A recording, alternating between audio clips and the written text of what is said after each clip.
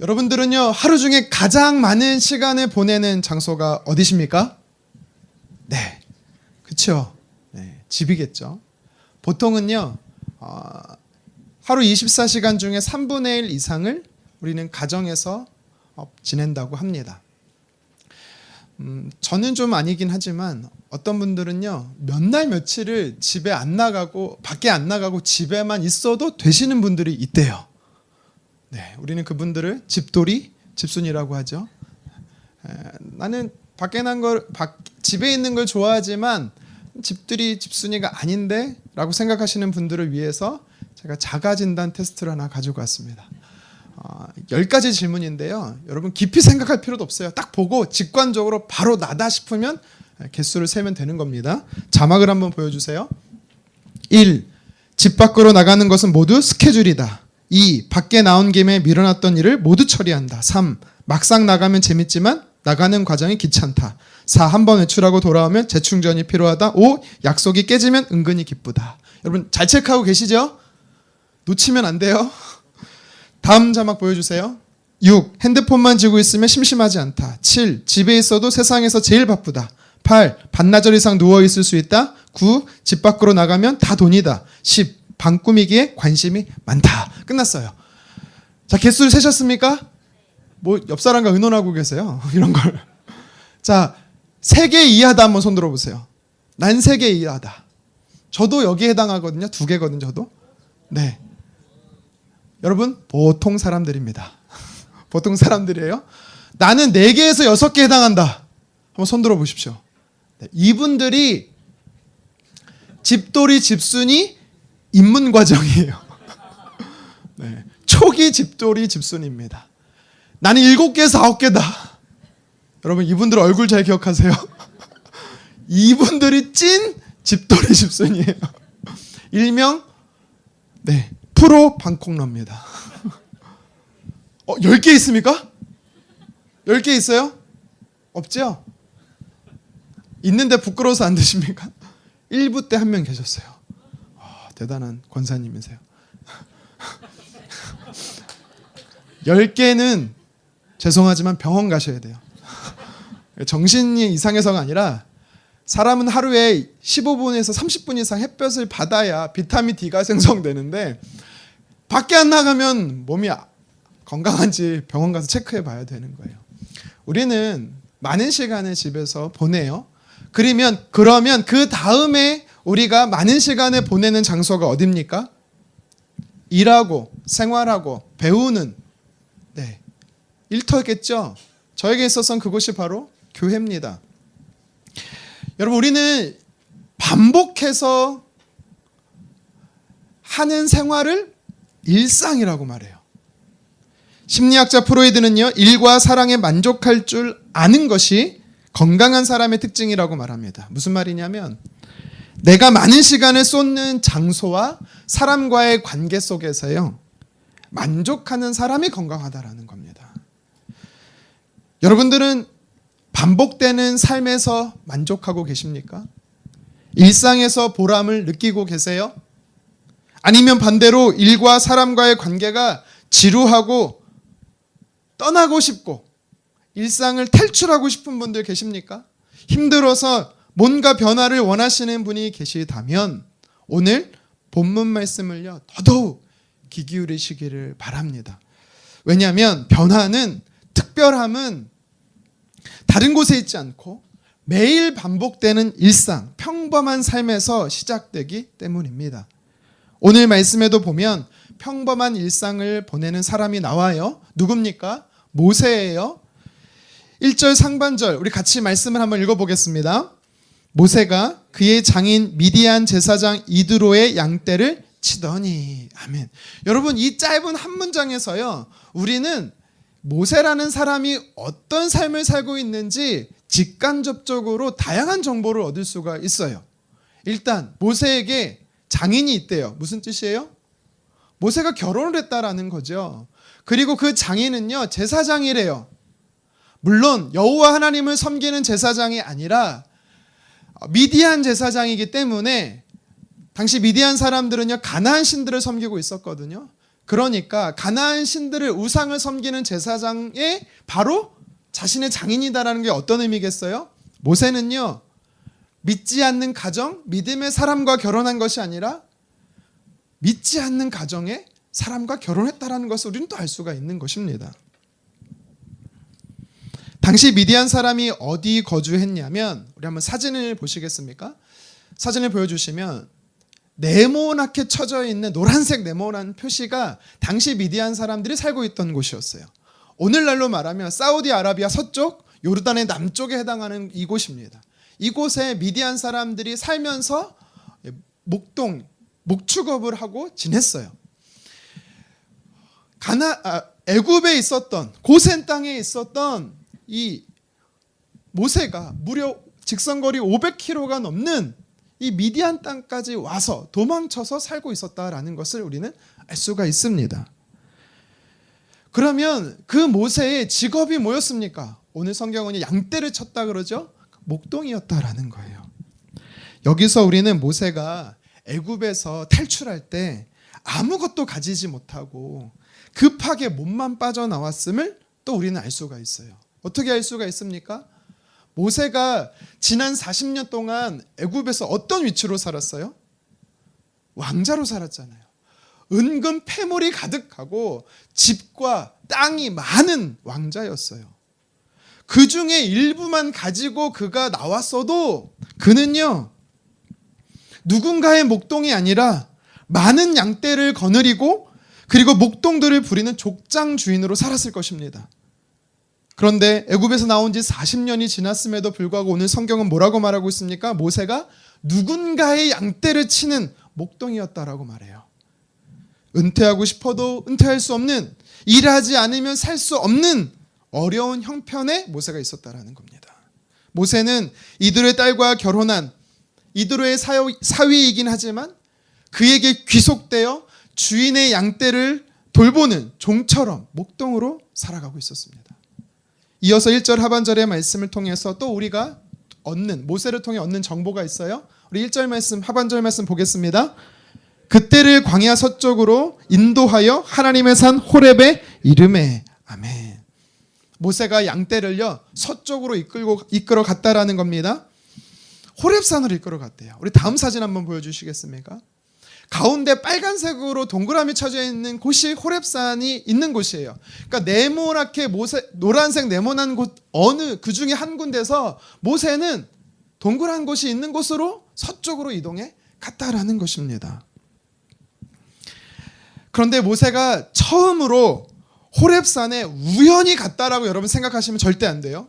왠지 아십니까? 목동은요 양을 이끌어 갈 때 자기가 아는 목처지로 갑니다. 어디에 가야 풀이 있고 어디에 가야 물이 있는지를 아는 곳으로 양떼를 이끌어 가는 거예요. 그러니까 오늘 성경에서 모세가 호렙산으로 이끌어 갔다라는 것은 평소에도 모세는 호렙산에 자주 갔었다라는 것을 우리는 또 알 수가 있는 것이죠.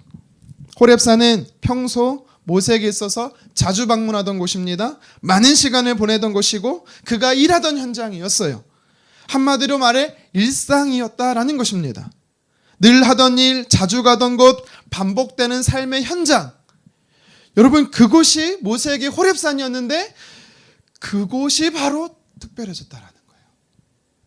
오늘 본문 말씀인 출애굽기 3장을 포함해서 출애굽기 전체는요 모세가 나중에 인생 말년에 기록한 것으로 우리는 알고 있습니다. 수십 년이 지났음에도 불구하고 모세는 호렙산을 어떤 곳으로 기억하고 성경에 기록하고 있습니까? 그냥 평범한 산이 아니에요. 1절 하반절을 다시 보니까 하나님의 산 호렙입니다. 호렙이가 아니고 호렙. 네. 하나님의 사람 호렙. 다시 말해서 호렙산은 하나님의 산이다라고 명명하고 있는 거예요. 호렙산은 모세에게 있어서 특별한 장소였습니다. 왜 특별해진지 아십니까? 크게 보면 두 가지 이유가 있어요. 출애굽기 19장에 보면 모세가 이스라엘 백성들을 이끌고 출애굽합니다. 약 3개월이 됐을 때 어디에 도착하냐면 시내산에 도착해요. 그 시내산이 바로 오늘 본문에 등장하는 산 호렙입니다. 호렙산이에요. 그곳에서 이스라엘 백성들이 약 1년 정도 거주하는데 하나님이여 모세를 통해서 무엇을 주시냐면 십계명과 율법을 주세요. 그러니까 이스라엘 백성들에게 종교적인 규범과 사회적 규범을 주셨어요. 그래서 모세에게는 특별한 장소였습니다. 그리고 또 한 가지 이유가 있습니다. 왜 모세에게 있어서 호렙산이 그렇게 중요한가? 하나님의 산이라고 말할 정도로 중요한가? 저는 어쩌면 더 큰 이유가 바로 이거라고 생각이 드는데요. 오늘 본문에 보면 하나님께서요 모세에게 찾아오셔서 그에게 사명을 주셨기 때문입니다. 하나님으로 인해서요 변화된 삶을 살기 시작한 장소, 이전의 삶을 청산하고 부르심에 따라 살아가게 된 장소가 호렙산이었습니다. 그런데 하나님을 만나기 전에, 하나님의 임재를 경험하기 전에 호렙산은요 이미 모세에게 있어서 어떤 곳이에요? 평소 이러던 곳이에요. 많은 시간을 할애하던 현장이에요. 일상이 반복되는 그저 평범한 자리였어요. 여러분, 이 사실을 통해서요 오늘 성경이 우리에게 주는 첫 번째 영적 메시지가 있는 것입니다. 무엇이냐면 일상에서 하나님을 만나야 한다라는 것입니다. 일상에서 하나님을 만나야 합니다. 하나님은 우리의 일상에 찾아오세요. 내가 땀 흘리며 수고하는 현장, 많은 시간을 보내는 장소, 그리고 익숙하고 반복되는 삶에 하나님은 반드시 찾아오십니다. 물론 우리가 예배드리기 위해서 정해진 장소 그리고 시간을 구별해서 하나님을 예배하러 교회에 나오는 것도 물론 중요합니다. 그렇게 해야 돼요. 그런데 내가 하나님을 만나기 위해 노력하는 것도 참으로 중요하지만 하나님은요 꼭 정해진 장소, 정해진 시간에만 만날 수 있는 게 아닙니다. 성경에 보면 하나님은 어떤 분이시래요? 스피릿, 영이라고 말씀하세요. 이 말은 우리가 어디서든지 언제든지 하나님을 만날 수 있다라는 것입니다. 그런데 우리 중에는요 썬데이 크리스천들이 있어요. 하나님을 주일이라는 시간과 교회라는 장소에만 가둬두고 그때만 만나려고 하는 사람들이 있습니다. 여러분, 그래서는 안 됩니다. 주중에 대부분의 시간은 하나님을 잊어버리고 나와 상관없이 살아가고 있다라면 여러분, 그건 잘못된 거예요. 우리 하나님은 도리어 내가 많은 시간을 할애하는 곳, 반복해서 살아가는 일상, 그곳에서 저와 여러분들을 만나고 싶어 하세요. 그래서 나를 만나시려고 우리 일상에 직접 찾아오시는 분이 하나님이십니다. 오늘 본문 3절 상반절에 보면서 알 수가 있어요. 모세는요 가던 길을 멈추고 돌이켜서 자세히 보려고 갔다라고 말합니다. 우리 3절 상반절 같이 한번 읽어보도록 하겠습니다. 이에 모세가 이르되 내가 돌이켜 가서 이 큰 광경을 보리라. 아멘. 모세가 보려고 했던 큰 광경이 뭡니까? 떨기나무일까요? 떨기나무 사진 한번 보시겠습니다. 광야에 나무가 있는데 대부분 떨기나무예요. 여러분, 가지가 풍성한 것 같지만 멀리 봐서 그래요. 자세히 보면은요 촘촘한 가시가 굉장히 많습니다. 그리고 그 가시의 줄기들이요 막 엉켜 있어요. 넝쿨처럼 막 엉켜 이렇게 자랍니다. 이게 광야의 일반적인 나무, 떨기나무의 모습입니다. 떨기나무는요 광야에서 쉽게 볼 수 있는 나무기 때문에 그 자체로 모세에게 관심, 모세의 집중을 끄지는 못해요.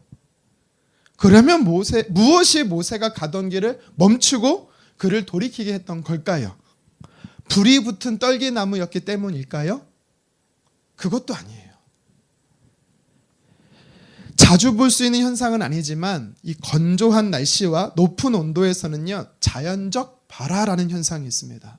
무슨 말이냐면 엉켜있는 나무에게 바람이 불잖아요. 계속 바람이 불잖아요. 그러면 나무들이 막 부딪혀요. 마찰을 일으켜요. 그러면 온도가 상승합니다. 그러면서 불꽃이 튀거든요. 그러면 사람이 불을 지르지 않았음에도 불구하고 자연적 발화라는 현상이 일어납니다. 지금도요 사람에 의한 방화가 아니라 번개나 식물의 화학 반응 그리고 마찰과 같은 자연적 발화로 산불이, 우리나라에서 그런 산불이 종종 일어난다라고 해요. 나무가 갑자기 스스로 불 붙는 것 같은 현상이 이런 현상을 본 적 없는 저나 여러분들에게나 신기한 거지, 광야에서 목동으로 평생 사는 사람들에게는요 상식적인 거예요. 일상인 겁니다. 그러니까 불에 타는 나무도 사실 모세의 발걸음을 멈춰 세우지 못하는 거예요. 관심의 대상이 되지 않습니다. 그러면 무엇이 모세를 멈춰 세웠던 걸까요? 우리 2절 하반절 말씀 함께 읽겠습니다. 떨기나무에 불이 붙었으나 그 떨기나무가 사라지지 아니하는지라. 아멘. 단순히 불이 붙은 나무가 아니라 타지 않는 나무였기 때문에 모세가 집중할 수 있었던 거예요. 만약 내가 지나가는데, 우리가 지나가고 있는데 누가 하늘을 향해서요 하늘을 향해서 공을 던졌다고 쳐요. 여러분, 그거를 우리가 우연히 봤어요. 그러면 계속 보지 않고 그냥 지나쳐도 우리는 무엇을 할 수 있습니까? 언젠가 공은 떨어진다예요. 그렇죠? 중력 때문에 떨어집니다. 근데 그냥 무심코 가다 다시 봤는데 그 공이 안 떨어져요. 계속 하늘로 솟구친다고 생각해 보세요. 아니면 어떤 적정 높이에서 멈춰 있다 생각해 보세요. 여러분, 기적이 일어난 거예요. 우와, 무슨 일이지? 신기해서 가서 쳐다보지 않겠습니까? 모세에게 이런 일이 일어난 겁니다. 모세가 그냥 지나칠 수 없는 일이 일어난 거예요. 분명히 불이 떨기나무에 붙었어요. 그리고 지나쳐 갔습니다. 당연히 순식간에 사라지고 잿더미가 됐겠지, 모세는 생각했습니다. 그러다가 양떼를 돌보다가 다시 불이 났던 떨기나무 쪽을 쳐다봤는데 이상한 겁니다. 계속 나무가 타지 않고 그대로 존재하는 거예요. 특이한 일이 그의 삶에 일어난 겁니다. 그래서 모세는 양떼를 두고 돌이켜 간 거예요. 도대체 어떤 일이 일어난 건지 자세히 살펴보려고 간 겁니다. 3절 하반절 말씀도 읽어보겠습니다. 떨기나무가 어찌하여 타지 아니하는고 하니. 아멘. 상식적이지 않은 일이 모세의 일상의 삶에 일어난 겁니다. 하나님이 모세를 부르시기 위해서 그의 삶 속에 놀라운 일을 행하신 거예요. 양떼를 돌보는 것, 이거는요 모세의 직업이에요. 그의 일입니다. 호렙산은 모세가 양떼를 이끌고 자주 가던 장소, 익숙한 곳입니다. 그리고 떨기나무는 모세가 일을 하면서 양떼를 돌보면서 광야를 지나다닐 때 항상 보던 흔한 나무였습니다. 떨기나무에 불이 붙는 것은 자주 일어나는 현상은 아니지만 광야에서 발생하는 상식적인 현상이었어요. 이렇게 모세가 늘상 보고 반복하는 일, 자주 가는 익숙한 장소에서 하나님은 모세에게 나타나신 겁니다. 모세가 주목할 수 있도록, 모세가 집중할 수 있도록 그의 일상의 삶에 하나님은요 특별한 일을 행하신 거예요. 그래서 모세는요 3절 하반절에 그 큰 광경을 보리라 고백했던 것입니다. 여러분, 일상의 나의 삶에 하나님이 찾아오시면 여러분 그 삶은 큰 광경, 특별한 삶이 되는 줄 믿으시기를 바랍니다. 제가 대학생 때 학교 수업이 1교시가 9시에 시작이 됐습니다. 대부분 항상 매일 1교시가 제가 있었거든요. 그러면 그 전에 제가 먼저 하던 루틴이 있어요. 뭐냐면 8시에 동아리방에 가는 거예요. 그곳에서 모여있던 우리 동아리 사람들과 같이 하나님의 말씀을 묵상하는 거예요. 훌륭하지 않습니까? 8시에 모여서 제가 또 일산 살았거든요. 그때 학교까지 2시간 동안 6시에 출발하는, 그만 얘기할게요. 8시에 매일 아침에 하나님의 말씀을 가지고 다 같이 묵상합니다. 오늘 내게 주시는 말씀, 적용해야 할 것을 찾고 나누기 시작합니다. 그러면 40분, 50분이 금방 가요. 9시에 수업이기 때문에 불이 나게 다시 수업 교실로 향해 가야 되는 겁니다. 하루는 어떤 본문의 말씀을 묵상했는지, 어떤 적용을 했는지 정확히 기억이 나지는 않지만 제가 기억하는 건 모든 만물이 하나님을 찬양한다라는 내용이었어요. 묵상을 마치고 어김없이 동아리방에서 나와서 부랴부랴 수업이 있는 종합관을 향해 가고 있었습니다. 요 두 군데 사이는요 완만한 언덕이 하나 있어요. 언덕이 있고 거리가 짧아서 5분이면 갑니다. 이 길이는, 이 거리는 제가 매일 수년을 반복해서 지나다니던 아주 익숙한 장소였어요. 그런데 그날은 좀 달랐습니다.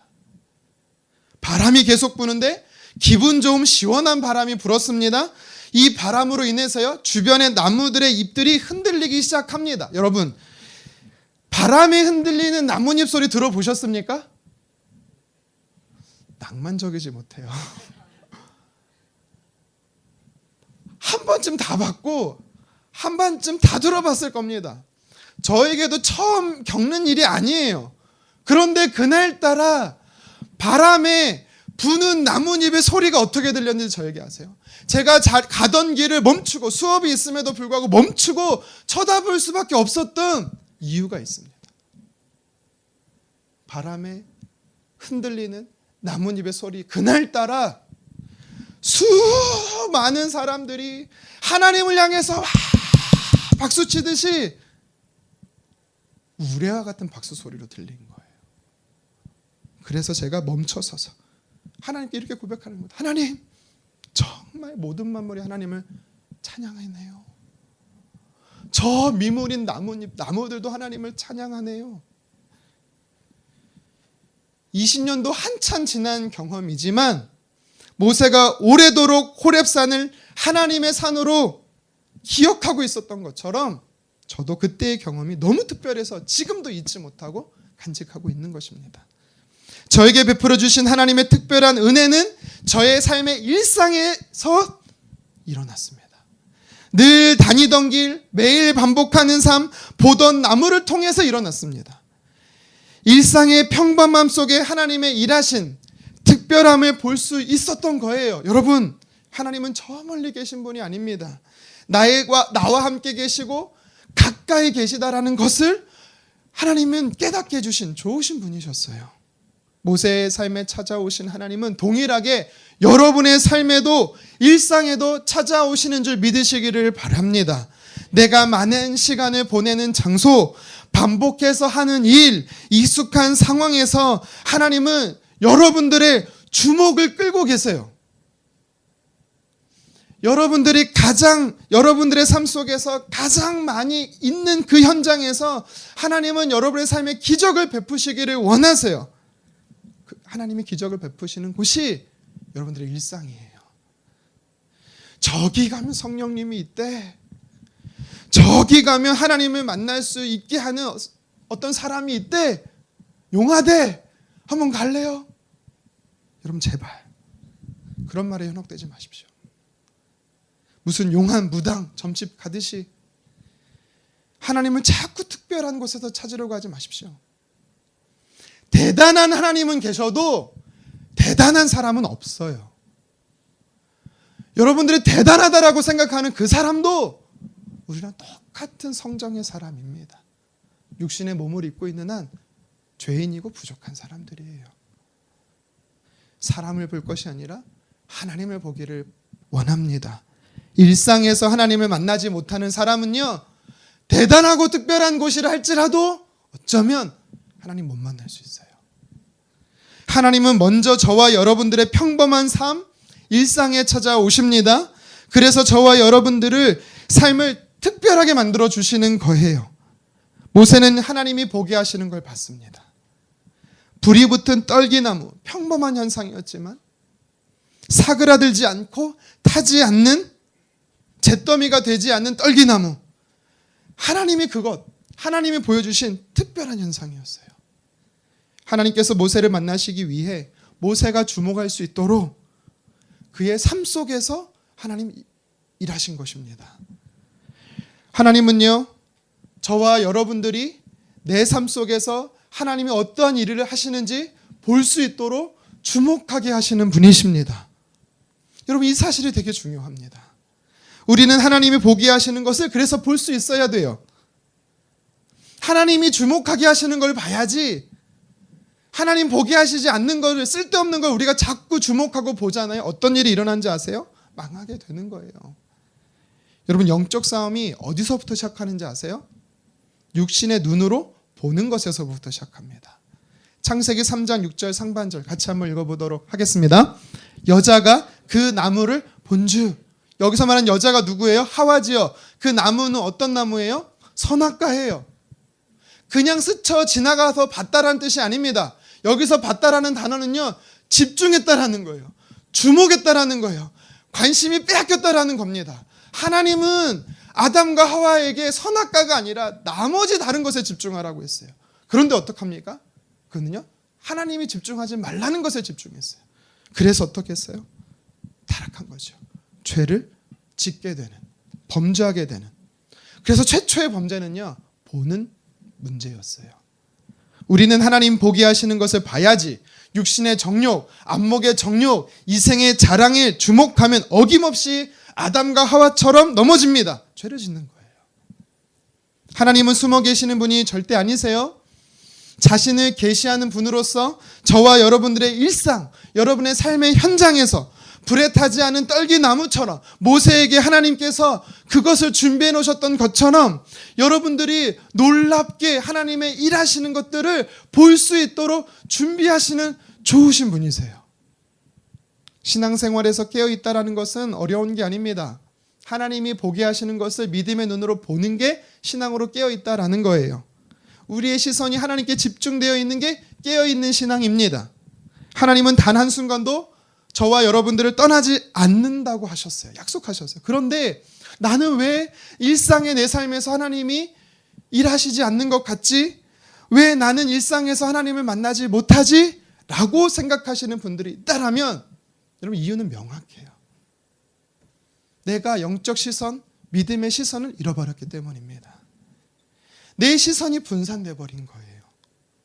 모세처럼 하나님이 보게 하시는 것을 봐야 되는데, 내 시선이 하나님이 보게 하시는 것을 나도 봐야 되는데, 문제는 뭐예요? 내 시선이 다른 것에 빼앗겨 버린 겁니다. 보지 않아도 될 것을 봄으로 영적 시선이 흐려지는 겁니다. 원수 사탄이요, 이 세상에서요, 저와 여러분들의 시선을 빼앗으려고요, 얼마나 화려하고 자극적이고 흥분적인 것을 많이 만들어 놓는지 아세요? 우리의 말초신경을 자극하고 도파민을 분비하게 해서요, 우리를 중독시킵니다. 하나님에게서 멀어지게 해요.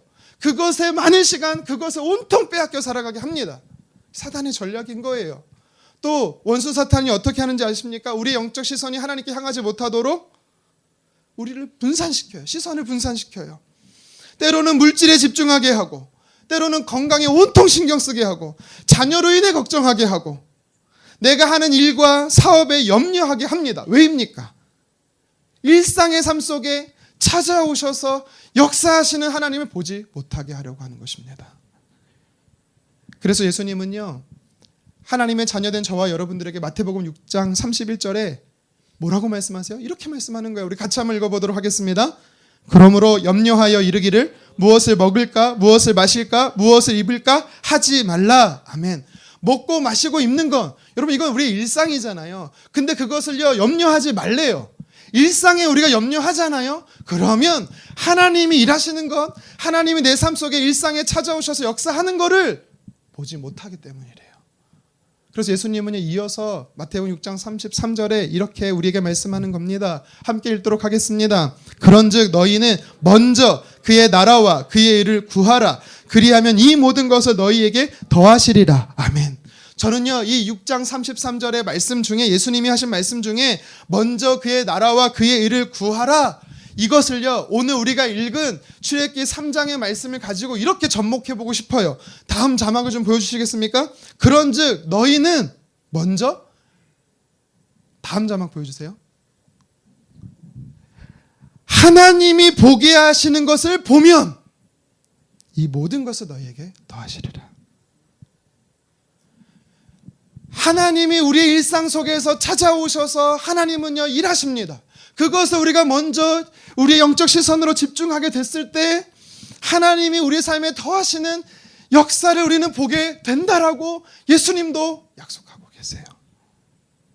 하나님이 나를 떠나서 우리가 하나님의 일하심을 보지 못하는 게 아니에요. 내 영적 시선이 무뎌져서 하나님의 일하심을 못 보는 겁니다.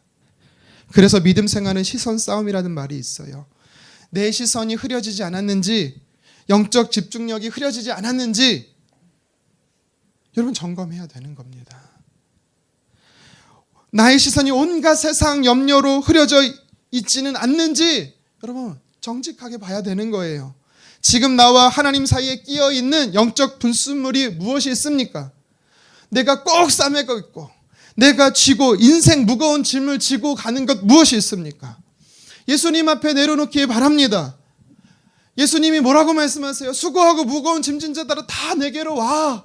다 내려놔. 주님 말씀하셨는데 여러분 제가 볼 때 성도님들 중에 가장 어리석은 사람들이 누군지 아세요? 예수님이 아들아 딸아 무겁지 힘들지 내려놔. 내가 너희 삶 책임져 줄게. 예수님 아니라고 됐다고. 내 거라고. 내가 준다고. 내가 해결할 거라고. 여러분 평생 안 돼요. 도리어 그거 지고 있잖아요. 더 시간이 지나면 지날수록 고통스러워지는 겁니다. 스스로 해결도 못하면서 하겠다고 억지 부리는 사람, 그들이 문제 유발러예요. 하나님 앞에 지혜로운 자는 하나님께 맡기는 자입니다. 저와 여러분들이 일상에서 내 시선을 빼앗기는 문제가 생겼다면, 내 삶에 염려케 하는 영적 사이렌이 울렸다면 여러분 그 즉시 하나님께 맡기기를 주님의 이름으로 축원합니다. 하나님께 맡기기 시작하잖아요. 그러면 그때부터 우리의 믿음의 시선도 순차적으로 밝아지는 거예요. 뿌연 안개로 보이지 않던 시선이 아침에 안개가 사라지듯 개안이 되는 것입니다. 우리의 시선이 맑고 투명해지잖아요. 그러면 우리의 믿음이 강해집니다. 그러면 하나님의 일하심이 보이기 시작해요. 이게 영적인 원리고 순서입니다. 사랑하는 성도 여러분, 하나님이 일상에 찾아오십니다. 하나님이 보게 하실 거예요. 이것을 보는 저와 여러분 되기를 간절히 원합니다. 평범한 내 삶에 특별한 장치들을요 하나님 많이 행하셔도요 내 믿음의 시선이 흐려져 있고 분산되어 있으면 하나도 못 봐요. 절대 볼 수 없습니다. 그래서 우리의 시선이 항상 하나님께 집중되어 있어야 하는 겁니다. 평범하고 익숙한 일상에서 하나님이 보게 하시는 것을 봐서 하나님의 일하심의 역사를 경험하는 특별한 은혜를 누리시기를 주님의 이름으로 축원합니다. 하나님께서요 모세에게 보게 하셨어요. 불이 붙었지만 타지 않고 사라지지 않는 잿더미가 되지 않는 떨기나무를 하나님이 보게 하셨어요. 그러자 4절에 그것을 보려고 모세가 다가가니까 4절에 하나님이 모세야 모세야 그의 이름을 2번 부르시지요. 그리고 5절에 이어서 여러 말씀들을 하나님이 모세에게 하십니다. 그 중에 하나님께서 모세에게 하셨던 첫 번째 말씀, 오늘 본문과 관련이 있는 이 말씀이 있어요. 우리 5절 상반절을 함께 읽어보도록 하겠습니다. 하나님이 이르시되 이리로 가까이 오지 말라. 내가 선 곳은 거룩한 땅이니. 아멘.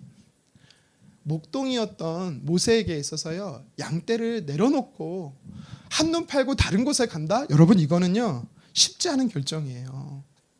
그 사이에 광야 짐승이 와서 양떼를 공격하면 큰 낭패거든요. 그래도 모세는 어떻게 합니까? 나름의 과감한 결단을 하고 하나님께서 보게 하시는 것을 자세히 보기 위해 가까이 다가갔어요. 엄청난 헌신이라는 거예요.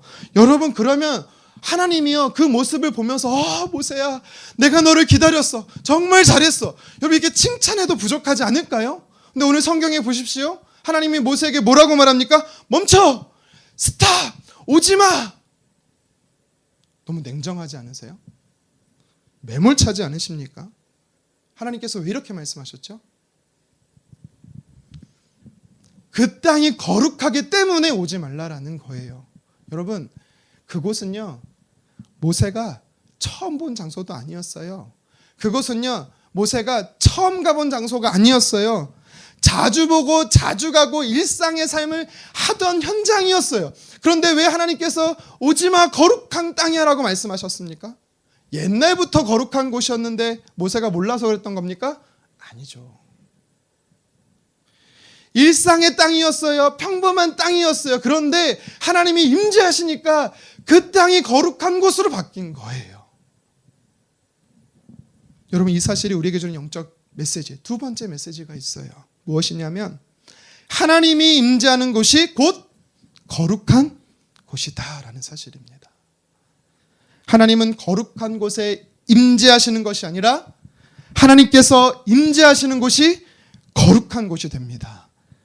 이 사실이 왜 우리에게 중요한지 아세요? 창세기 12장에 보세요.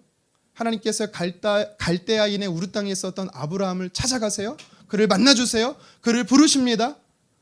아브라함이 거룩하기 때문에 하나님께서 그를 만나주신 것입니까? 아닙니다. 그 당시 아브라함이 무엇을 하고 있었죠? 아브라함은요, 우상을 만들어서 장사하던 사람이었어요. 하나님 보시기에 어떻게 하면 더 악한 죄를 짓고 있었던 사람이었어요. 그런데 하나님이 그를 만나주십니다. 그가 특별하거나 그가 거룩해서가 아니에요. 하나님이 만나주시니까, 하나님이 일상에 찾아와 주시니까 아브라함이 거룩해진 거예요. 그가 특별한 사람이 된 것입니다. 오늘 본문의 모세도 마찬가지예요. 하나님께서 모세에게 찾아오셨을 때 모세는 깨끗한 상태, 죄를 한 번도 짓지 않는 흠이 없는 상태에 있었습니까? 아니죠. 성경이 자세하게 기록하지 않기 때문에 40년 동안 그가 어떤 죄를 지었는지 우리는 알 수 없습니다. 하지만 그 역시도 사람인지라, 저와 여러분과 같은 사람인지라 쉽게 죄에 넘어지고 허물 많은 사람이었어요. 하지만 그 모세에게 하나님께서요 찾아오셨어요. 그가 거룩해서가 아닙니다. 하나님이 모세에게 찾아오시니까 그가 거룩한 사람이 되었던 것입니다. 여러분, 이 진리의 말씀은 저와 여러분들에게 그대로 적용되는 것입니다.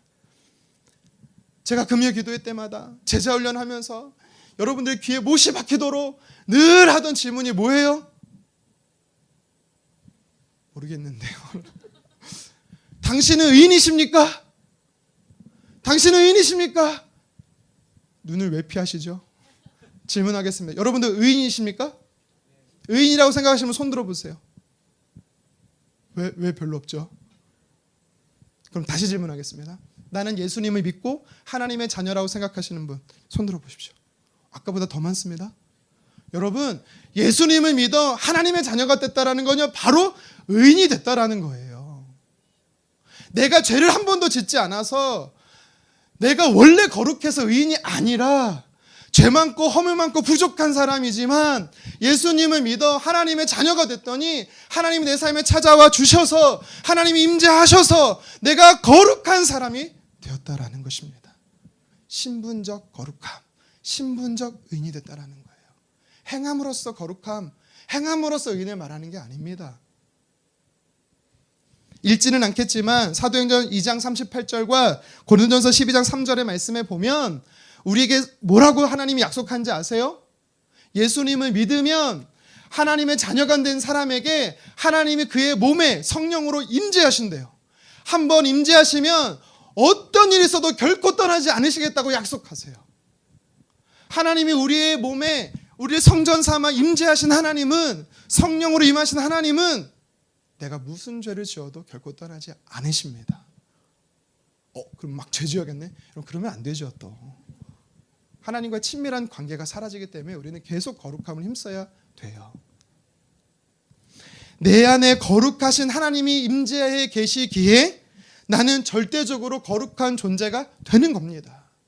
평범한 장소, 일상의 현장, 그곳에 하나님이 떨기나무에 임재하셨더니 그 나무와 그 땅이 거룩해졌던 것처럼, 평범한 삶을 살고 있었던 모세에게 하나님이 찾아오셨더니 그가 거룩해진 것처럼 저와 여러분들의 삶에도 하나님이 함께 하시면 여러분, 우리는 소망의 사람이 됩니다. 거룩한 삶이 됩니다. 왜 내 삶이 힘들고 고통스럽고 괴롭다라고 느껴지십니까? 절망적 상황 때문이 아니에요. 다른 사람과 비교했을 때 내가 더 불행한 상태에 놓여서도 아닙니다. 하나님이 나와 함께 하신다라는 이 사실, 하나님의 임재가 느껴지지 않기 때문에 불안한 거예요. 하나님이 임재하시면 꼭 따라오는 현상이 있습니다. 그게 뭔지 아십니까?